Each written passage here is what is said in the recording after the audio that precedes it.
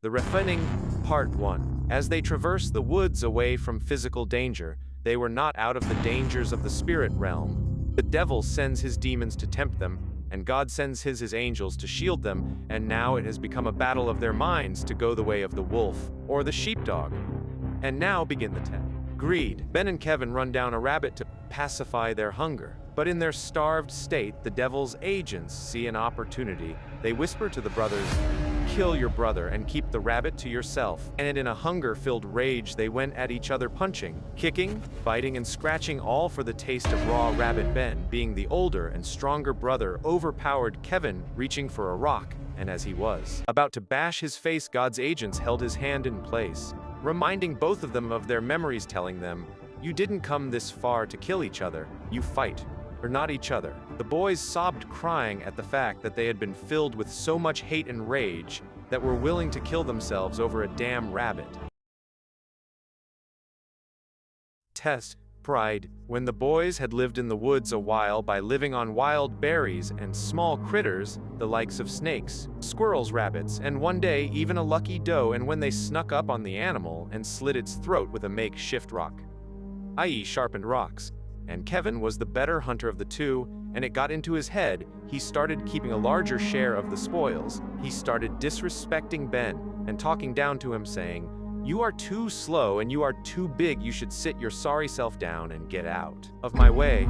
I don't need you anymore." The devil's agents had infiltrated his heart, causing him to have pride, and this will cost him dearly. The brothers always hunted as a pair, and one day, Kevin, in his arrogance, he went on a solo hunt to hunt a doe. And as he went on the hunt, he spotted one, but he couldn't just jump on it. He had to stalk it patiently, sneaking through the bush, avoiding every twig and dry leaf, being as silent as possible, staying downwind, so the doe wouldn't even smell him coming. And as he got between killing distance of his target, he heard a growl behind him, and as he turned to see, he felt a viscous bit on his shoulder, threw him into a tree. It was a grizzly bear, literally a missile covered in fur, bone, muscle, and hate launched itself at Kevin, but he was fast. Kevin caught it with a knife to the eye of the bear, but that only pissed this beast off, and with its big paw slashed at Kevin's face, damaging his left eye. Kevin was in a hopeless situation. His arm was broken. He had lost an eye, and worst of all, his spirit was crushed, but God gave him a brother.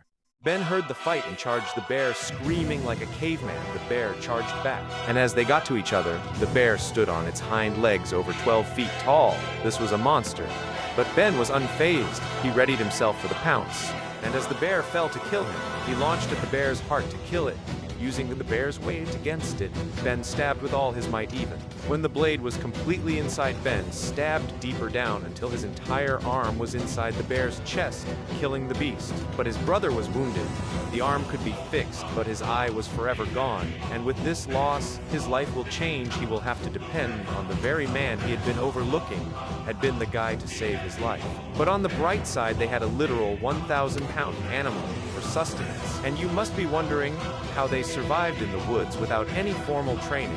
While they were in the hellhole of their family, they were starved from time to time, and they used the opportunity to learn the art of the hunt, killing birds, lizards, and even rats, and their suffering proved to be their preparation for the greatest time of their lives.